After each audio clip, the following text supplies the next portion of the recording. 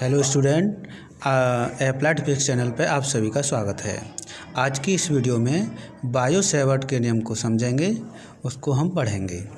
तो bio Savart नियम को समझने से पहले हमें 2-3 पॉइंट को समझना बहुत ज़रूरी है। जैसे ओरस्टेड का प्रयोग, ओरस्टेड ने एक एक्सपेरिमेंट किया था तो उसके बारे में समझेंगे। दूसरा है चुंबकीय क्षेत्र क्या होता है। तो चुंबक के चारों ओर के क्षेत्र को हम चुंबकीय क्षेत्र कहते हैं।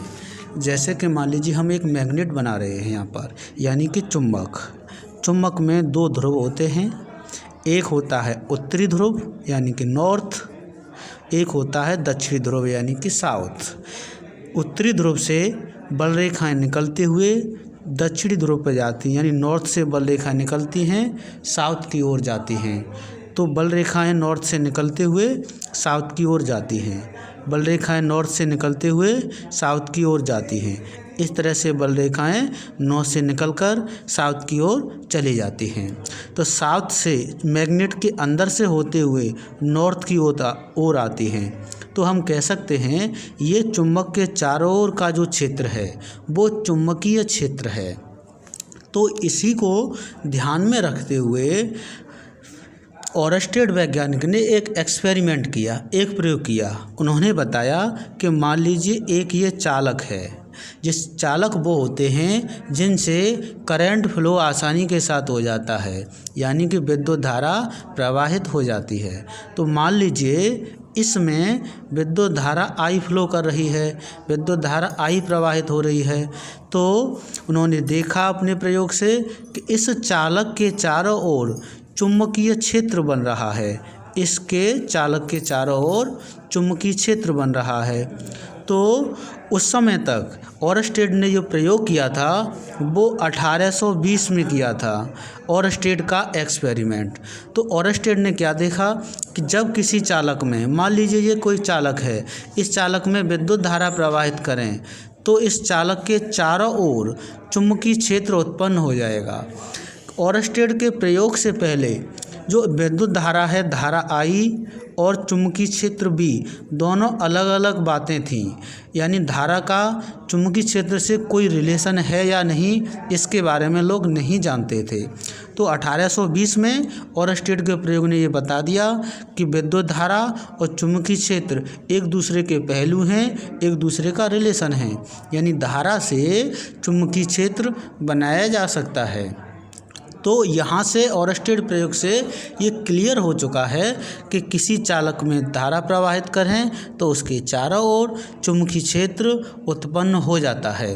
लेकिन उस चुंबकीय क्षेत्र की वैल्यू किस पर डिपेंड करेगी, तो ये चीज़ हमारी ओरस्टेड प्रयोग में नहीं बताएगी। मान लीजिए इस दूरी पर हमें चुंबकीय क्षेत्र ज्ञात करना है, तो चुंबकीय क्षेत्र कितना होगा, इससे कुछ दूरी और दूर जाकर हम चुंबकीय क्षेत्र निकालें तब चुंबकीय क्षेत्र कितना होगा।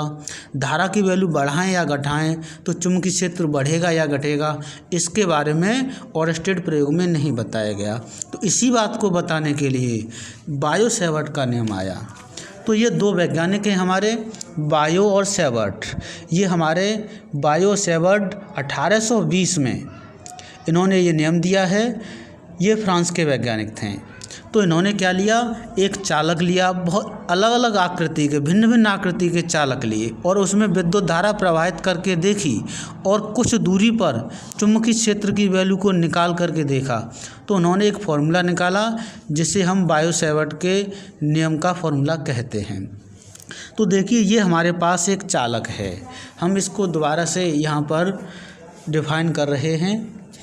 ये एक चालक है, x और y इसकी लंबाई है। यहाँ से लेकर r दूरी पर एक बिंदु P है जहाँ पर हमें चुंबकीय क्षेत्र B ज्ञात करना है।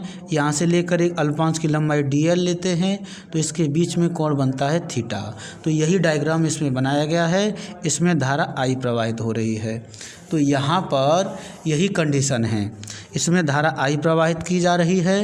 ये यहाँ से लेकर यहाँ तक dl लंबाई है। तो यहाँ से इस dl से r दूरी पर एक बिंदु P है जहाँ चुंबकीय क्षेत्र को ज्ञात करेंगे। तो देखो क्या है बायो सेवर्ट का नियम, इस पर चलते हैं। बायो सेवर्ट के अनुसार धारावाही चालक वो होते हैं जिनसे विद्युत धारा प्रवाहित हो जाती है। तो इसमें करंट I प्रवाहित हो रही है, तो हम इस तार को धारावाही चालक कहेंगे। तो धारावाही चालक की अल्पांश की लंबाई dl, यहाँ से लेकर इसे अल्पांश की लंबाई dl कहेंगे। dl के कारण उत्पन्न चुंबकीय क्षेत्र dB, इसके चारों ओर जो चुंबकीय क्षेत्र उत्पन्न होगा वो dB निम्न कारकों पर निर्भर करता है। तो देखिए पहला पॉइंट क्या है, चुंबकीय क्षेत्र जो dB है, ये dB जो चुंबकीय क्षेत्र है वो चालक में प्रवाहित धारा I, इसमें चालक में जो I धारा प्रवाहित हो रही है उसके अनुक्रमानुपाती होता है, यानी कि प्रोपोर्शनल होता है। तो चुंबकीय क्षेत्र जो dB है वो धारा I के अनुक्रमानुपाती है, प्रोपोर्शनल है। तो इसे इक्वेशन फर्स्ट कह दिया। तो समानुपाती या अनुक्रमानुपाती का मतलब है धारा की वैल्यू हम बढ़ाते हैं तो चुंबकीय क्षेत्र की वैल्यू बढ़ेगी, यानी इस तार में धारा की वैल्यू को बढ़ा दें तो इसके चारों ओर चुंबकीय क्षेत्र की वैल्यू बढ़ जाएगी। सेकंड पॉइंट देखो क्या कहता है, चुंबकीय क्षेत्र dB अल्पांश की लंबाई dl, इसमें देखो यहाँ से लेकर अल्पांश की लंबाई dl है, तो dl के अनुक्रमानुपाती होता है। तो dB जो चुंबकीय क्षेत्र है dl के अनुक्रमानुपाती है। अल्पांश होता क्या है, मान लीजिए पूरे चालक की लंबाई स्मॉल l है, इसमें धारा प्रवाहित हो रही है, तो यहाँ तक कि इतना अल्पांश लें तो इसे हम dl कहेंगे, यानी छोटे टुकड़े को dl कहते हैं। तो इस प्रकार से अल्पांश की लंबाई को dl, तो इससे चुंबकीय क्षेत्र बनेगा, तो चुंबकीय क्षेत्र को B कहते हैं। तो चुंबकीय क्षेत्र अल्पांश की वजह से हम उसे भी dB कहेंगे। तो यहाँ पर चुंबकीय क्षेत्र dl के समानुपाती है। कहने का मतलब ये है dl की वैल्यू बढ़ेगी तो dB की वैल्यू भी बढ़ेगी, यानी अल्पांश की वैल्यू बढ़ेगी तो चुंबकीय क्षेत्र की वैल्यू भी बढ़ेगी। यानी अल्पांश की लंबाई यहाँ से यहाँ तक कर दें तो धारा की वैल्यू बढ़ गई, तो अल्पांश तो इसलिए चुंबकीय क्षेत्र की वैल्यू भी बढ़ जाएगी। ये हमारा सेकंड पॉइंट है। थर्ड पॉइंट क्या कहता है, चुंबकीय क्षेत्र जो dB है वो साइन थीटा के समानुपाती होता है, यानी कि अनुक्रमानुपाती होता है, यानी कि प्रोपोर्शनल होता है, समानुपाती होता है। तो हम कह देंगे dB समानुपाती है साइन थीटा के। Equation number second. Third, sine theta का मतलब क्या है, यहाँ जो कोण बना हुआ है ये दूरी बिंदु P की दूरी है उसके बीच में कोण और dl के बीच में कोण है, उसकी ज्या के समानुपाती है। साइन को हम ज्या कहते हैं।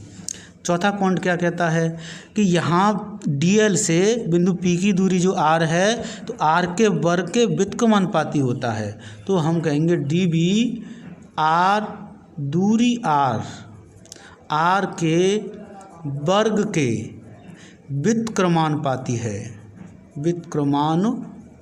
है।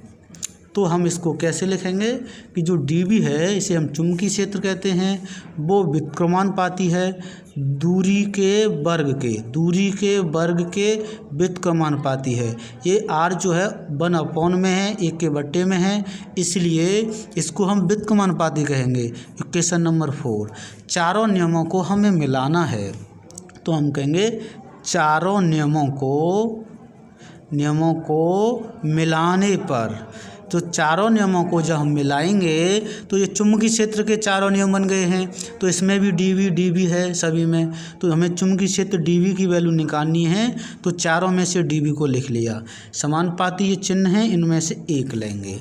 यहाँ धारा कितनी I, इसमें कितना है dl, इसमें कितना है साइन थीटा और इसमें है 1/, में r², तो बटे में r² हो गया।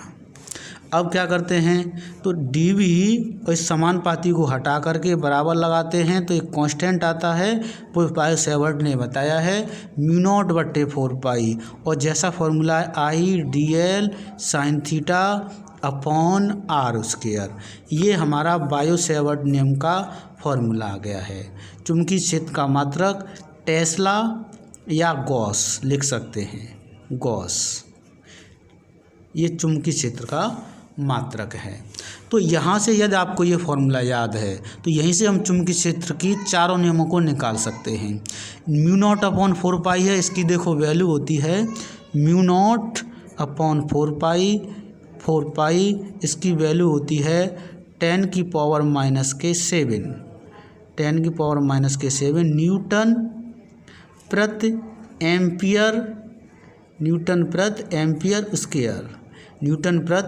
Ampere square.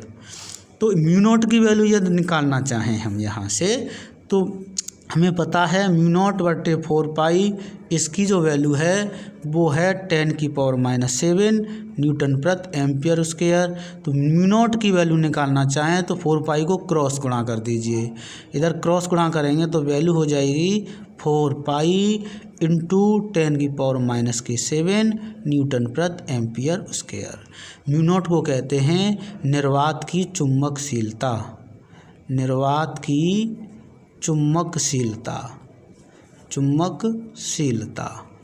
तो ये हमारा बायो सेवर्ट का नियम पूरा हो जाता है।